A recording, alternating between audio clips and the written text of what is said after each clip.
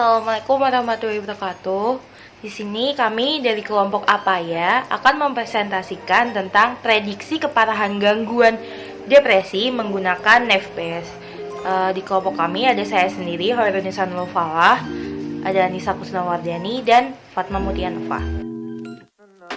Pertama ada latar belakang kenapa melakukan prediksi keparahan gangguan depresi. Seperti kita tahu, mental disorder atau gangguan kesehatan mental adalah penyakit yang mempengaruhi emosi, pola pikir, dan perilaku penderitanya. Gangguan kejiwaan terdapat berbagai macam jenisnya. Salah satunya adalah depresi. Depresi merupakan jenis gangguan kejiwaan yang banyak diderita di masyarakat. Depresi sendiri adalah suatu gangguan suasana hati yang ditandai dengan perasaan murung atau sedih yang mendalam dan tidak adanya rasa peduli. Seseorang dinyatakan mengalami depresi jika sudah 2 minggu merasa sedih, putus harapan, atau tidak berharga. Selanjutnya yaitu alasan mengapa melakukan prediksi keparahan gangguan depresi. Yang pertama, kesehatan mental merupakan sektor penting dalam mewujudkan kesehatan secara menyeluruh. Yang kedua, banyak masyarakat yang belum mengetahui gejala-gejala apa saja yang menunjukkan seseorang tersebut terkena gangguan depresi. Yang ketiga, berpotensi terjadi pada negara berkembang. Kemudian yang keempat, pada era COVID-19 sekarang ini, tingkat gangguan depresi marak terjadi. Menurut World Health Organization atau WHO, pada tahun 2012, Dr. Sahrena, Direktur Departemen Kesehatan Mental dan Penyalahgunaan Obat Terlarang di Organisasi Kesehatan Dunia, mengatakan lebih dari 350 juta orang di seluruh dunia mengalami depresi. WHO memperkirakan 1 juta orang melakukan bunuh diri setiap tahunnya karena sebagian besar mengalami depresi. Menurut Perhimpunan Dokter Spesialis Kedokteran Jiwa Indonesia atau PDSKJI yang telah melakukan survei terhadap 1.552 responden menyatakan bahwa sebanyak 63% mengalami gangguan cemas dan 66%-nya mengalami gangguan depresi diakibatkan karena pandemi COVID-19. Menurut riset kesehatan dasar Kementerian Kesehatan atau Riskesdas Kemenkes, dari tahun 2013 sampai dengan tahun 2018 terjadi peningkatan jumlah data orang dengan gangguan mental hingga 9,8%. Lalu pada tahun 2017, Global Health Data Exchange juga merilis sekitar 27,3 juta orang di Indonesia mengalami masalah kejiwaan. Gangguan nomor 1 yang paling sering dialami adalah gangguan kecemasan. Manfaat yang diharapkan dengan prediksi keparahan gangguan depresi, yang pertama sebagai sumber literasi atau referensi penelitian berikutnya mengenai kesehatan mental. Yang kedua, dapat menjadi acuan dalam pengembangan penanganan depresi di Indonesia. Yang ketiga, sebagai deteksi awal terhadap gangguan dan ini hanya dapat difasilitasi oleh literasi kesehatan mental. Yang keempat, sebagai salah satu sarana untuk mengetahui tingkat mental illness seseorang berdasarkan gejala-gejala yang dihadapinya. Menurut data-data yang telah disebutkan sebelumnya, setiap tahunnya angka gangguan mental mengalami peningkatan. Dalam laporan gugus tugas COVID-19 disampaikan bahwa 80% persoalan COVID-19 adalah persoalan psikologis. Seharusnya perawatan atau pengobatan yang ditawarkan juga semakin beragam. Namun sayangnya hal ini tidak berlaku di Indonesia, di mana penderita gangguan kesehatan mental, khususnya depresi, masih dianggap sebagai sesuatu yang aneh dan penderitanya harus dikucilkan.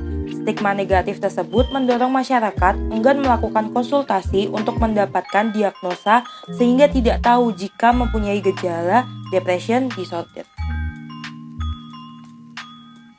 Data yang akan kami gunakan diambil dari dataverse.harvard.edu. Data dengan judul tersebut diambil dari 1.115 orang yang menjalani kesehariannya pada pandemi COVID-19.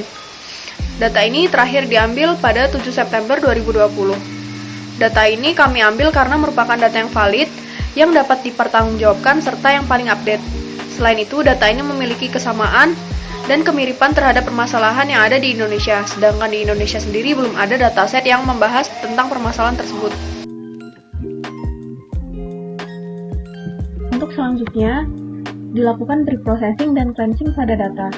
Pre-processing ini dilakukan dengan tujuan untuk mempersiapkan data agar siap atau ready untuk diolah dan diproses.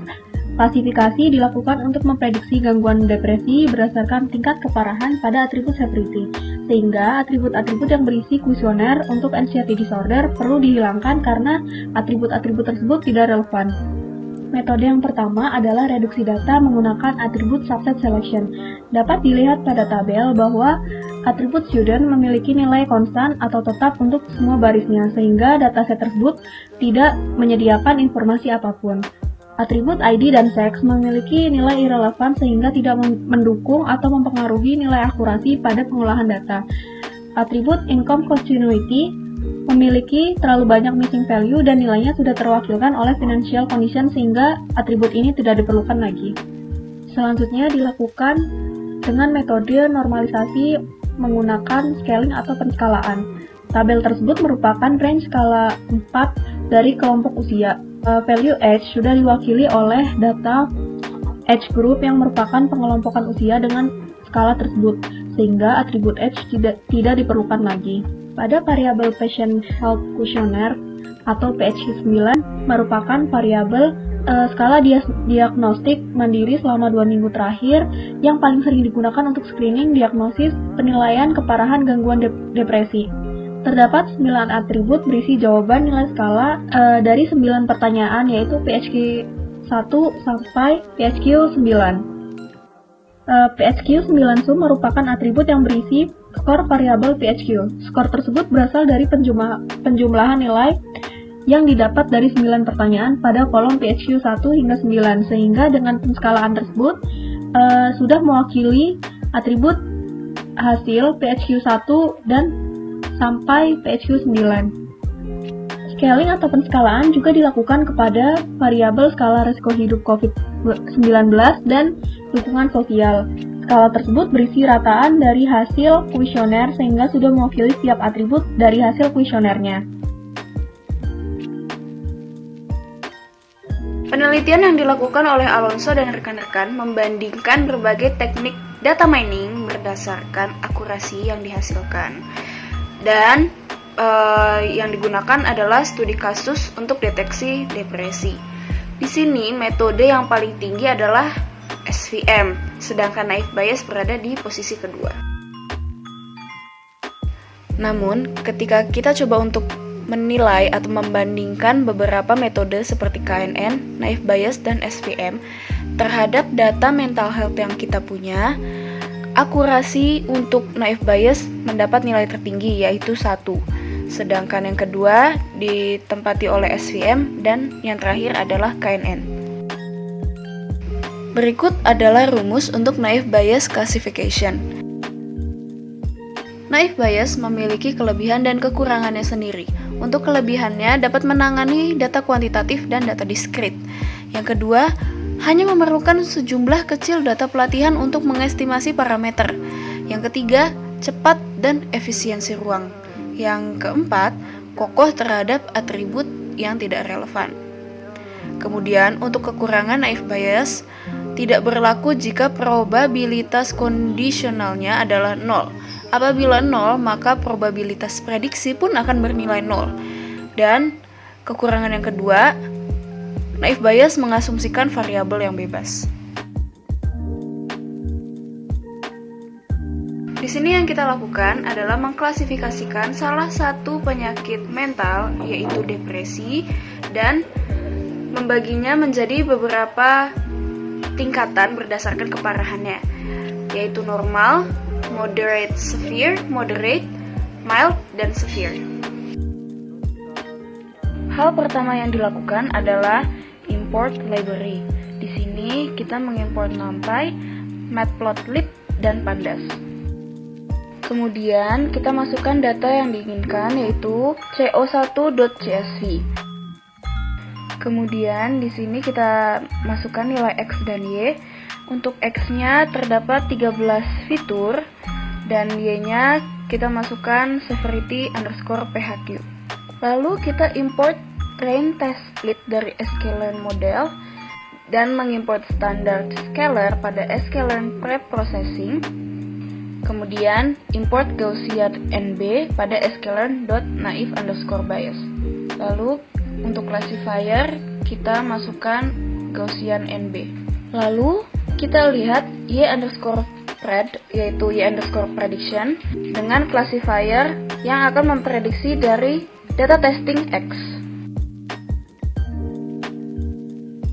Lalu kita import confusion matrix pada sklearn matrix gunanya untuk mengukur performa masalah klasifikasi yang kita kerjakan.